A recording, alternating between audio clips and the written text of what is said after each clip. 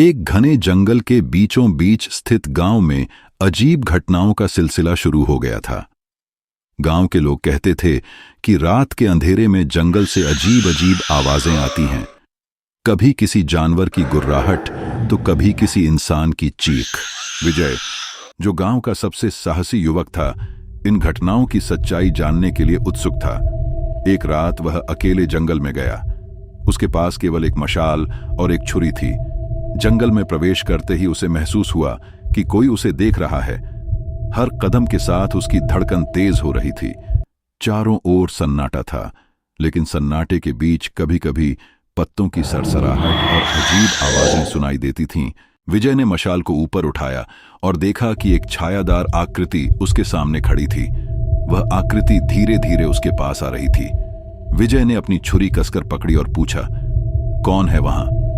आकृति ने जवाब नहीं दिया, बल्कि और करीब आ गई।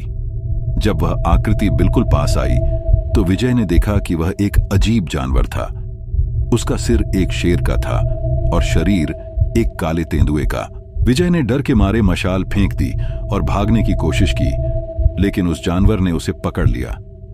विजय ने छुरी से बचने की कोशिश की, लेकिन जानवर की ताकत के सामने वह बेबस हो गया। तभी अचानक एक तेज आवाज गूंजी, रुक जाओ! विजय ने देखा कि गांव का एक बूढ़ा साधु वहां खड़ा था। साधु ने अपने हाथ में एक मंत्रों से भरा हुआ ताबीज पकड़ रखा था। जानवर उस ताबीज को देखकर पीछे हट गया।